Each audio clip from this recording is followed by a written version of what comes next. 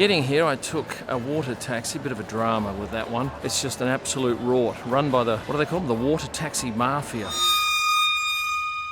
If you can get fast track through security there, that'll save you easy 15 minutes. If you fly business with Austrian, you get access to that fast track lane. I've got a couple of minutes up my sleeve, so let's have a look at the price of alcohol duty free here. This amaretto here is 20 euros for a litre.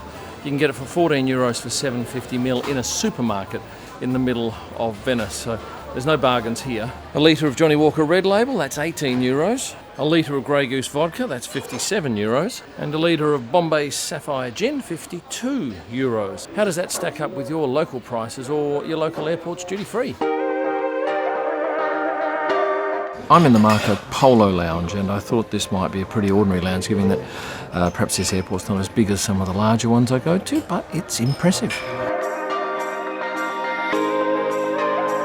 I've just brought out some little tiny lasagnas.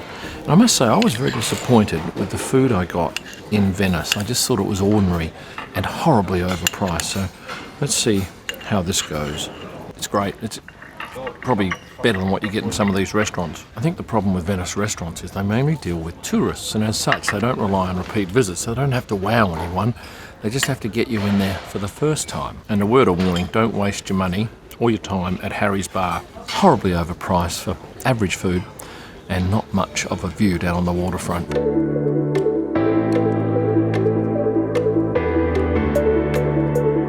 Well, welcome on board this Embraer 195 aircraft. I was a little concerned that these overhead lockers might not be big enough for my roll-on bag, but thankfully it fits in just snugly along with my big lens up top. In business class, there are 2 seats either side of the aisle, but they only sell one of the seats. So effectively, when you buy a ticket in business, you buy both seats.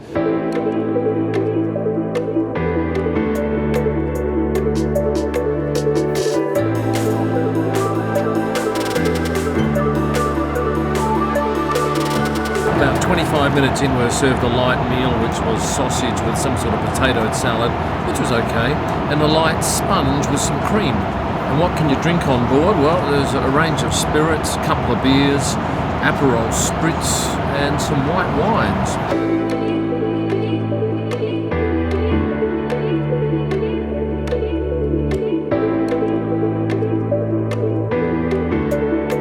Well, people, my flight's delayed by 15 minutes, so that's given me enough time to come up here to this lounge and show you around. I've actually done this lounge before, but it was a while back.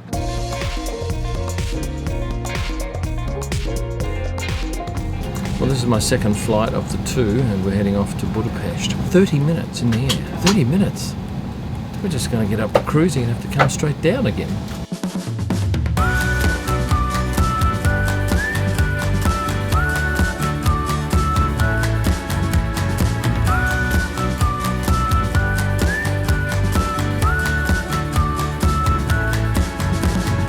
Half an hour of paperwork to get this car, which I booked online. That means that guy can serve 2 people an hour. Bring back Virtuo.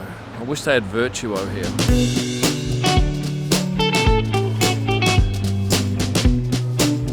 So it's nice to have you here, and thank you for choosing with us, and enjoy your stay.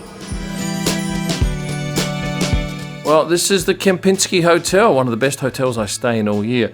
And I decided to upgrade to a suite this year, given that Tonya's joining me, and not disappointed. It's a monster room. Imagine if this was in Las Vegas. What would this be worth? But now, for me, I'm going to have a snooze, and tomorrow I'll give you a quick little run around Budapest in the city here and just show you a couple of things that I quite like. I've inadvertently done a bad thing, and I've been pulled over by the police here on this side of the river here in Budapest because I drove over that bridge behind me in my private car. And apparently, ignorance on my part, no excuse, it's only for buses and taxis. So the police behind me here are pulling over people left, right and centre and extracting 85 euros per person. It's a good little money spinner. The other interesting thing is you can pay the fine here with a credit card machine that the police have got, and they've got 2 sets of coppers here with their credit card machine just going hammer and tongs 24/7. It's a lucrative little money spinner for them, and I'm sure it goes to the government, but the other option was to pay it at the post office. So I'm going to take up that option. just in case I'm being scammed, which I think is not really a factor, but play on the safe side. Paperwork's all done. I've got to take this into the post office now and pay it at some point, 85 euros. What they don't know is I actually went over twice, so really it was only 42.50 per journey. Bargain. And one thing you must do when you're here is go and have a look at this magnificent building on the water. This is their national parliament. So every year, out the front of this Ritz-Carlton hotel and the Kempinski behind me, there gathers hundreds of people every night. And like, this is Wednesday night now, and there's probably 80 odd people here now waiting for drivers. I don't know if any have arrived yet. There's a great deal of excitement amongst these guys, and they are absolutely die-hard fans. Who's your favourite driver? I have a lot actually. Hamilton, Charles, Joe, I like him. Who are you waiting for? Lewis Hamilton, obviously. And Carlos Sainz, for me. I love Lando Norris. I'm Alfa Romeo and Valtteri Bottas. I'm here for everyone. Like literally, the Mercedes and the Alpine team is only the one of the the last ones that I haven't seen yet. About 400 metres away from the Ritz-Carlton and the Kempinski is the Aria, and there'll be 80 or so people here. It looks like they're expecting, well, a McLaren driver or two, because they've all got McLaren kit here.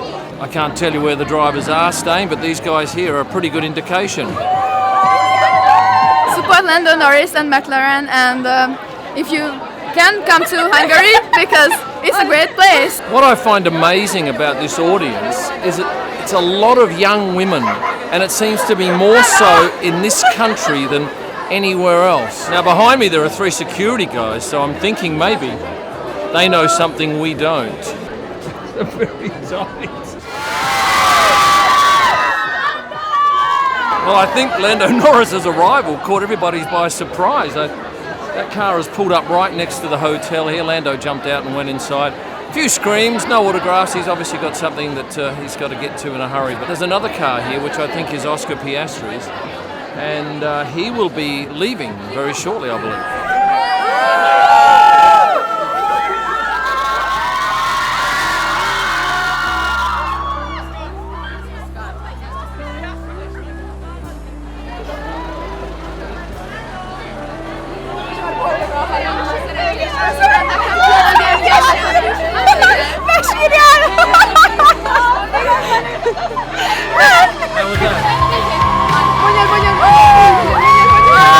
Right, so this is the front of the Ritz-Carlton, and there are 3 times the number of fans out here than there were at the Aria earlier on, and probably 3 times what there are up at the Kempinski.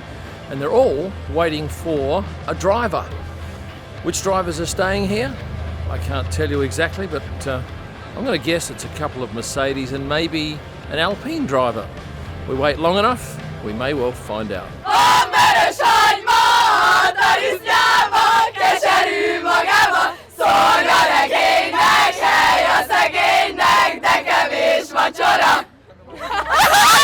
Well, I hope you've enjoyed a little look at the mad F1 fans of Budapest here. And if you wonder what's going on here, this is my wife's suitcase. It's been travelling the world for 11 years, done very good service. Unfortunately, the zip broke in Venice, which meant she had to go and get some packing tape, and she's completely wrapped the suitcase because it would not close otherwise. So we need a new suitcase. And before you go, note that I'm on Threads now, so make sure you go and follow me there. Thanks for watching. Stay passionate.